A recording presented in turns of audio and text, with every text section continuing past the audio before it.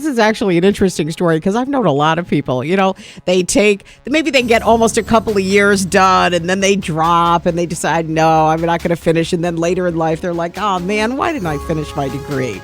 I mean, you hear about some of these things, but you don't always hear about it with famous musicians. Really? I ran across a story yesterday and I thought, wow, this guy, I could really relate to this guy. 59-year-old guitarist Brian May, he was with Queen. Remember Queen? Yeah, the Killer Queen. He just completed his thesis for his PhD in astronomy. 30 years after he started his paper. I'm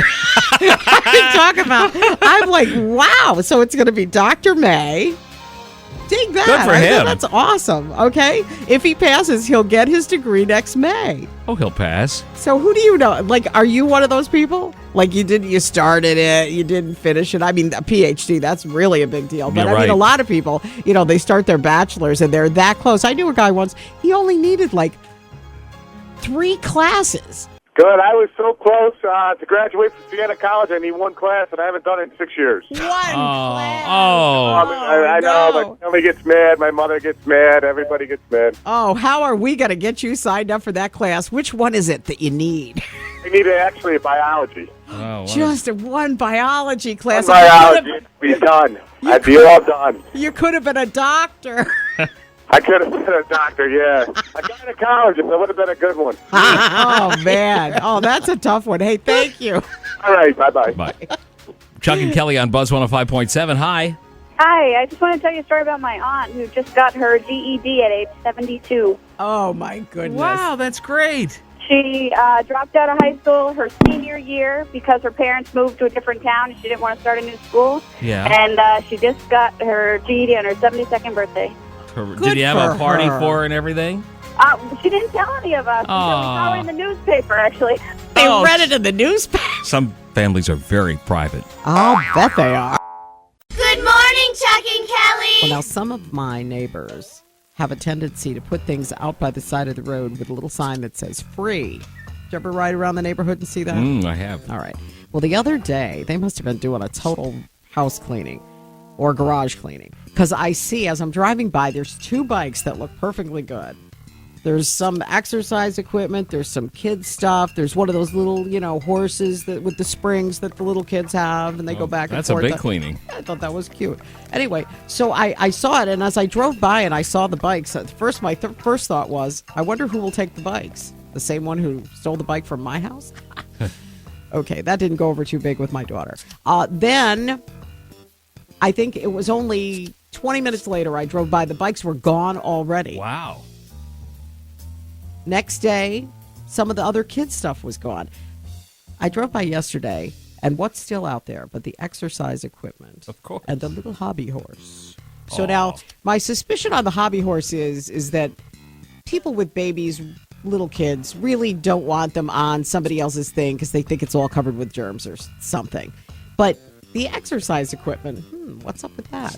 I think that everybody has a piece of exercise equipment that just sits there. Sometimes it's not put together. It just sits in the corner. Sometimes it sits there and has laundry hanging on it. Yeah, it's a clothes hanger. Yes, use it as a dryer. People don't use it. Survey says 8% of Americans say they don't even use their exercise equipment. They buy it and they never, ever use it. Do you know anybody like that? 476-1057.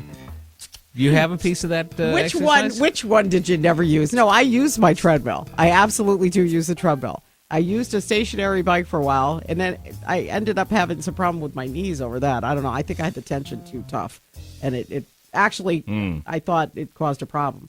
But I think we have a rower that we picked up from somebody's lawn, and you're always in control. No, haven't you ever just I did lost lose it once. Everybody loses it once. Well, I don't know what got me going. You know how you have a conversation with somebody and it reminds you of someone, and next thing you know, you remember the most interesting thing about that person? Uh-huh. And in this case, it was a girl that I worked with, and she had gone completely berserk at a conference.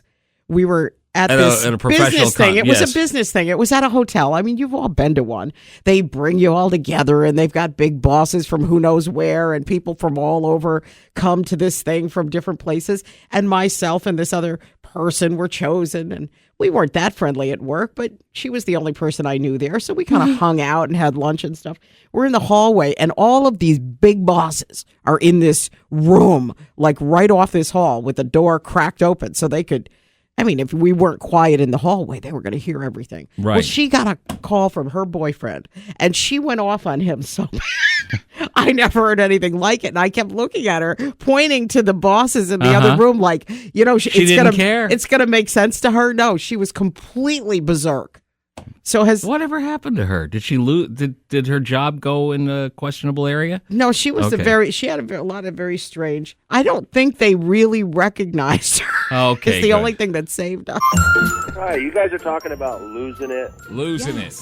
I think back about this time, I was probably in my mid-20s, and I'm mowing lawns for this guy in a neighborhood. My lawnmower wouldn't start right, and I'm out there, and it's hot, and it's like 90 degrees, and it would run, and then it would stop, and it would run, and it would stop. I'm getting so frustrated. It's the whole pull kind, you couldn't start it with electrical. Right. I started picking it up. I started picking it up off the ground and, like, slamming it on the ground. I'm so mad. In this guy's yard, bomb, bomb. And then it shut off, and I happened to turn around, and I looked, and it looked like there was crop circles in his lawn. Every time I was hitting the ground with a lawnmower, it was going, bomb, making this bomb, big circle. And I'm like, oh, my God. Did you know the Irish are a pretty happy lot?